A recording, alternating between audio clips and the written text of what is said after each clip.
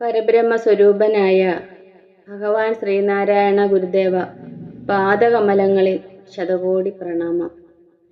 സജ്ജനങ്ങളായ പ്രിയാത്മ സഹോദരരെ, ഇന്ന് നമ്മൾ ആത്മോപദേശ ശതകം 90-ാം മന്ത്രമാണ് മനനത്തിനായി എടുത്തിട്ടുള്ളത്. മന്ത്രം ഇപ്രകാരമാകുന്നു: അനർത്ഥമൊരസ്ഥിതയെ മറയ്ക്കുകയില്ലെന്ന് അനുഭവമുണ്ട് സദ് അസ്ഥി എന്നിവണ്ണം. അനുപദം അസ്ഥിയാലിതാവൃതം സത്കനമതിനാലെ കളേബരാധികാര്യം. അനർത്ഥമൊരസ്ഥിതയെ മറയ്ക്കുകയില്ലെന്ന് അനുഭവമുണ്ട് സദ് അസ്ഥി എന്നിവണ്ണം. അനുപദം അസ്ഥിയാലിതാവൃതം സത്കനമതിനാലെ കളേബരാധികാര്യം. നമുക്ക് വാക്കുകളുടെ അർത്ഥം നോക്കാം. അനർത്ഥം സത്യം. ഒരസ്ഥിതയെ മറയ്ക്കുകയില്ല, സത്യത്തെ മറയ്ക്കുകയില്ല. സത് അസ്ഥി എന്നിവണ്ണം, ആത്മസത്ത ഉണ്ടെന്നുള്ള തരത്തിലുള്ള എന്ന അനുഭവമുണ്ട്. അനുഭവം എല്ലാവർക്കും ഉള്ളതാണ്. അനുപദം ഓരോ അനുഭവവും. അസ്ഥിതയാൽ സത്താചേതനയാൽ. ഇതാവൃതം നിറമുള്ളതാണ്. അതിനാലെ അതുകൊണ്ട്. കളേബരാധികാര്യം ശരീരം തുടങ്ങിയ കാര്യപ്രപഞ്ചം മുഴുവനും. സദ്ഗനം സത്തിനാൽ വ്യാപ്തമാണ്. ഒരിക്കൽ കൂടി അർത്ഥം പറയാം. അസത്യം സത്യത്തെ മറയ്ക്കുകയില്ല. ആത്മസത്ത ഉണ്ടെന്നുള്ള തരത്തിലുള്ള അനുഭവം എല്ലാവർക്കും ഉള്ളതാണ്.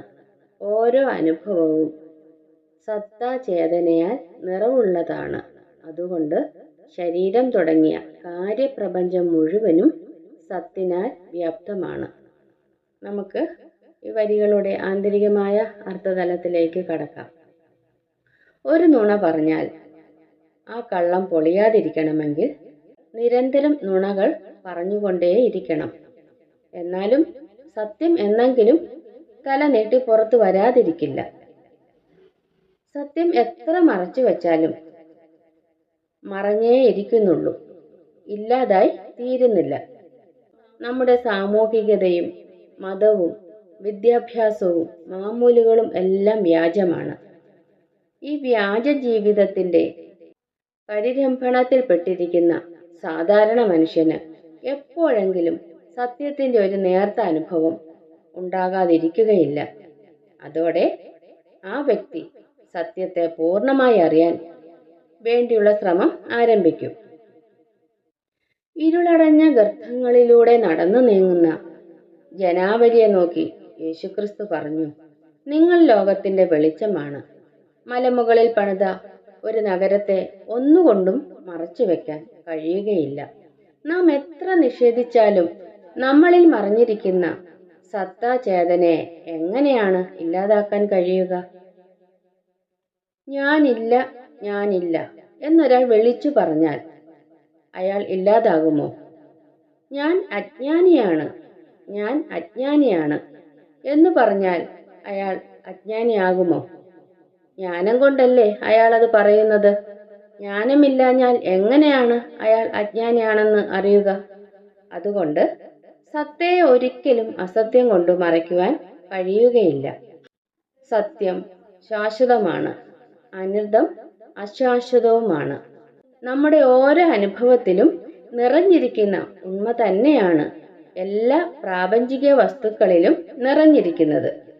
ഇതിനെയാണ് സദ്ഗനമെന്ന് പറയുന്നത്. മനുഷ്യനും ഉരകങ്ങളും പക്ഷികളും മൃഗങ്ങളും മാമലകളും മണ്ണും വിണ്ണും എല്ലാം സദ്ഗനമാണ്.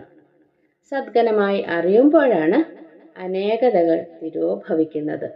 അങ്ങനെ സദാനന്ദമായി നമുക്ക് ജീവിക്കാൻ കഴിയും. സജ്ജനങ്ങളായ പ്രിയാത്മ സഹോദരരെ, 90-ാം മന്ത്രത്തിൻ്റെ ലഘുവായ വ്യാഖ്യാനം ഇവിടെ പൂർണ്ണമാകുകയാണ്. അടുത്ത ദിവസം അടുത്ത മന്ത്രവുമായി നമുക്ക് കണ്ടുമുട്ടാം. ഗുരുവോം ശ്രീനാരായണ ധർമ്മം വിജയിക്കട്ടെ. ഓം.